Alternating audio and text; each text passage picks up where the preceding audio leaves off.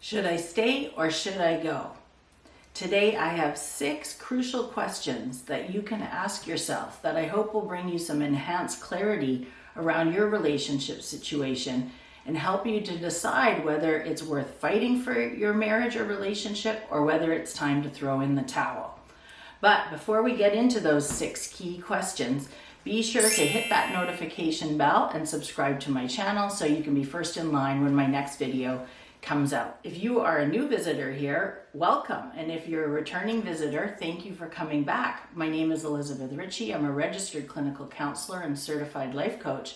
And for many years, I've helped individuals and couples to create more peaceful and fulfilled lives and relationships.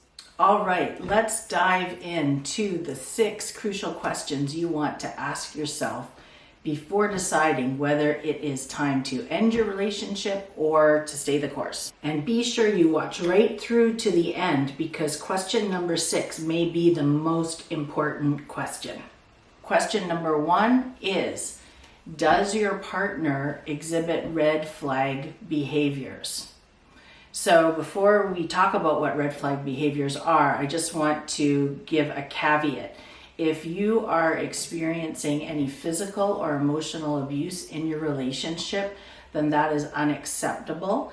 And I'm not talking about those kind of behaviors today.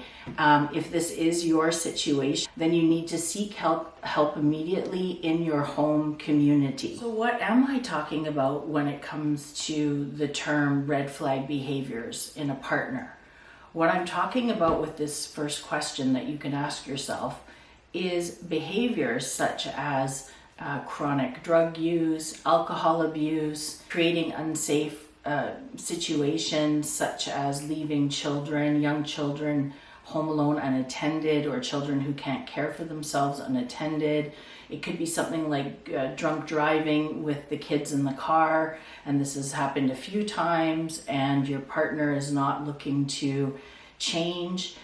These are some of the things I'm referring to in terms of red flag behavior.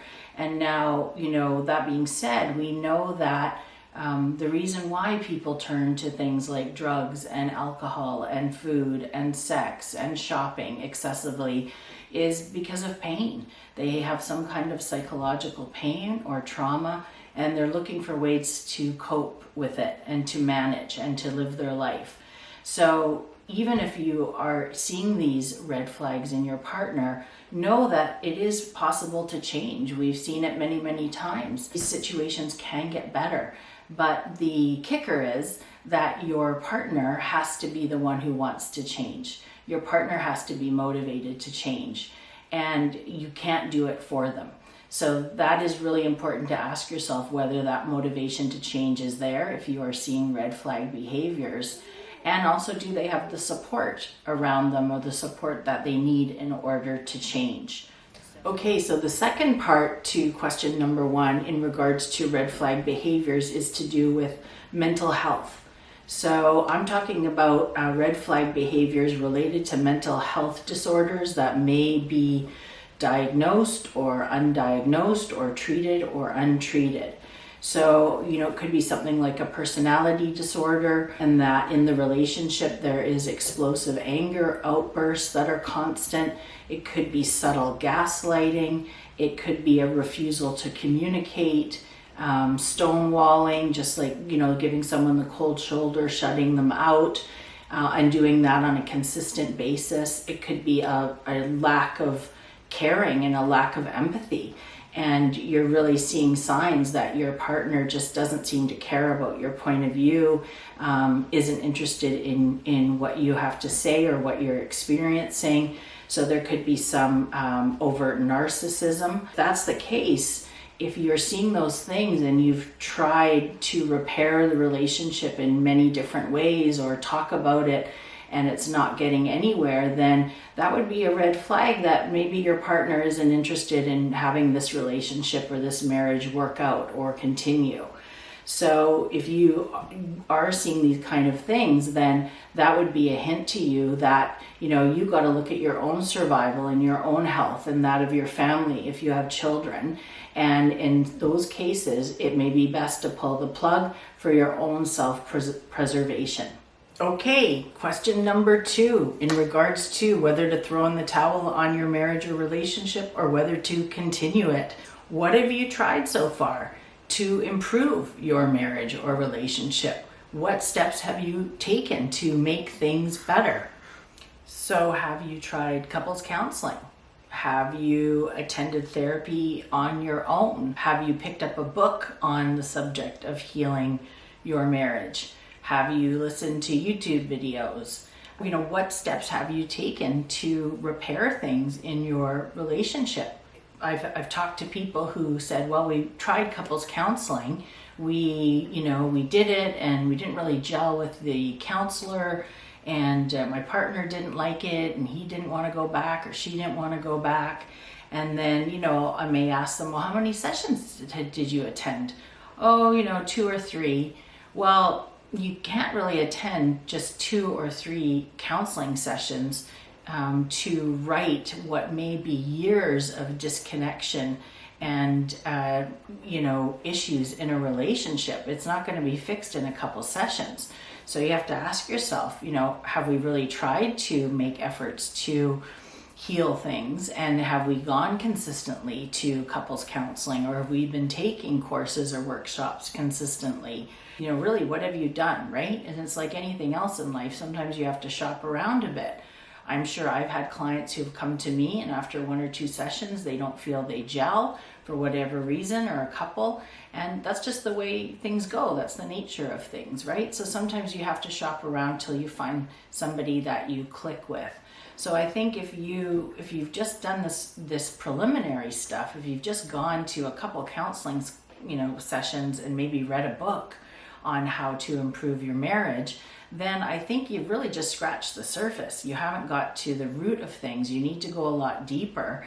And so for question number 2, if you can't answer, yeah, I've done everything, 100%, tried everything to save this relationship, if you can't really answer it that way, then I think it's premature for you to throw in the towel.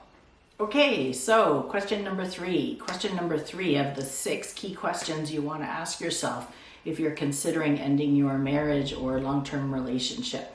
Question number 3 is, have you really thought of the long-term ramifications, the long-term effects of ending the relationship? About many years ago, I attended a coaching conference, and the facilitator there was helping an individual who was trying to make a decision between option X and option Y. So the facilitator said, well, like with many things in life, there's goodies if you stay and there's goodies if you go. But there can also be pain if you stay and pain if you go. And for sure, to be in an unfulfilling, unhappy relationship or marriage, that's painful. That's definitely painful. But it also can be painful to leave that marriage or relationship. And we have to keep in mind too that, ending a relationship after you've invested much time and energy and money, and there could be children involved, to end a relationship, that will have effect on you and your partner or ex-partner, your children, and your extended family as well. It's also going to affect your living situation and your finances more than likely. So, it's really important to reflect on, what your life will look like if you take this step to end things, and map out what, the next 5, 10, 15, 20 years of your life will look like, and how that will be. So that's an important thing to do, and that's question number 3. Have you thought of the long-term effects of ending the relationship? Question number 4. Now, question number 4 seems like a pretty obvious one, but it is, do you actually know what the issues are that you're having in your marriage or relationship? So do you have clarity around the key patterns that keep repeating themselves? Have you sort of twigged on the same arguments that you're having over and over again, but seem to get nowhere with, finding a solution? So are your issues related to parenting? Are they related to intimacy or work or your in-laws or finances, or maybe it's a combination of all of the above. If you can't really with clarity put your finger on what the relationship problems are, and there's no red flag behaviors, then you're in a good position to get support and to gain clarity and to repair the relationship and save the marriage or relationship. So, all right, question number 5. Question number 5 is your situation a case of you wanting to save the relationship but your partner wants out? Or vice versa, you want out but your partner wants to save the relationship. So maybe it's a case of one of the partners in the relationship feeling neglected, feeling hurt in some way, feeling dismissed, maybe just feeling bored, like there's no spark anymore, kind of uninterested. If that's the case, then what you've probably got on your hand, a negative cloud basically, has kind of descended over you and your partner.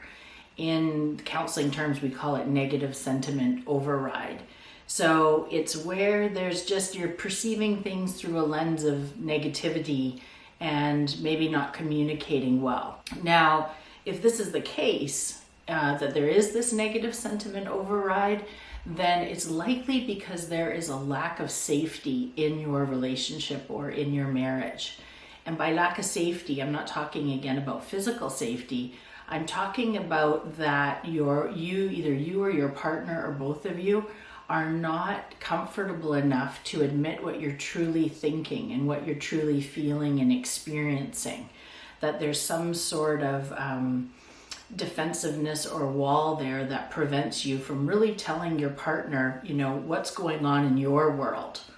And because of that, creates the communication problems, and then that can also turn into, viewing your partner and their actions in a negative way.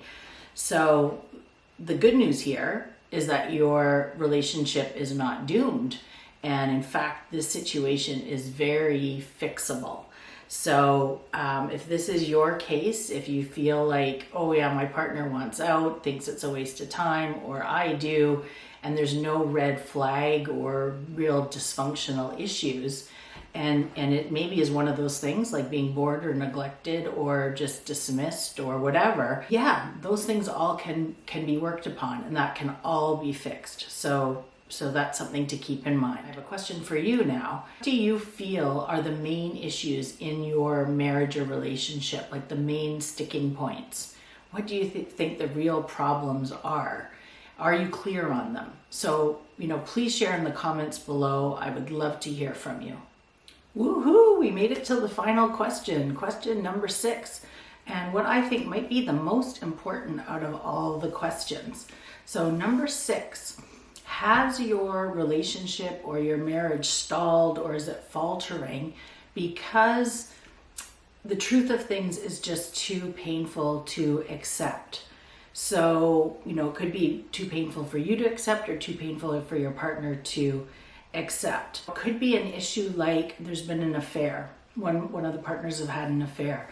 There could be pornography at play. It could be somebody has had a financial loss or spent some of the family money that they shouldn't have. So something like that where it's just too painful to talk about or grapple with.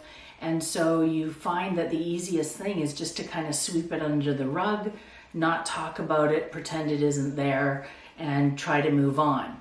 But we all know when you constantly are sweeping things under the rug, that pile of dirt under the rug just gets bigger and bigger, and eventually you end up tripping over the carpet, right? Tough as it is to encounter these kind of situations, like an affair, it's really important to hold on to the fact that wonderful outcomes can happen from even the darkest times. That is just, I have seen that happen over and over and over again. So the truth is where it's at. And denial over long term can have negative effects on you, both psychologically, but also on your physical health if you are denying things. So it's so important to accept the truth and move through life with the truth, because that's how we grow as human beings. That's how we develop ourselves. That's self-awareness, right? So it's painful, but it's also could be the start of a wonderful new beginning. You may not even think it at the time if you're just like in it, if you're fully in it, and there's a lot of emotions going on in the relationship because somebody has hurt someone else, and there's anger and there's resentment and there's disappointment and those kind of things. I want you to know that those types of big emotions, bitterness, resentment, anger, rage, whatever it is, hurt, you can learn to put them aside and proceed with calm and still accept your partner for the person that they are. Let's look at a specific example. Let's say your spouse cheated on you. Now, are you taking responsibility for your role in the relationship and for your role in the marriage that led to your partner's infidelity? Because you are also part of contributing to the overall atmosphere and the culture of that relationship, right? Or are you kind of falling back into, your go-to position being you're blaming your spouse or your partner for having the affair, and you don't feel that you deserve any blame in the situation? Keep in mind, empowered people, they don't seek blame. They don't seek to blame other people. What they do instead is they look at the situation, they put their scientist hats on, they investigate, they gather the facts, and then they reflect, and they also, most importantly, they take a look at their own behavior and they say, what has my role been here? How have I contributed to this relationship, to this situation? I want you to ask yourself, how have I been acting from an empowered position in my marriage or relationship? Have I been being a true leader in this partnership, or have I been falling prey to the victim mindset? And if you find that you have been sort of subscribing to a victim mindset, then really it would be in your best interest to put aside your ego and start tuning into your partner and really figuring out and getting to the root of why they have been behaving as they have. So a couple of things that you could ask yourself, have you been a great communicator in the relationship? Are you being open about your thoughts and feelings? Are you talking about the hard things and not just sweeping them under the rug? Have you really been able to hear the truth, the feedback from your partner, and vice versa? So just depending on how you've responded to these 6 crucial questions about whether to throw in the towel on your relationship or whether to stay the course, depending on how you've answered those questions, know that even if you've decided the best route is to call it a day, that you can still do so. If you have the right mindset and the right frameworks, you can still do so in a very peaceful, loving manner that's healthy for all. And if you as long as you're coming from a place of an empowered position and you're acting as a leader in this situation, then it can work out really well for you with either decision. And just remember that, if you are doing the work and if you are taking on that challenge of self-growth, and that you are coming from an empowered place and that you are leading, then you cannot lose regardless of what decision you make. If you enjoyed this video today and you got good value and information from it, please consider hitting that notification bell, subscribing to my channel, and giving the video a like. And that way you'll be first in line when my next video on relationship mastery drops. Until next time.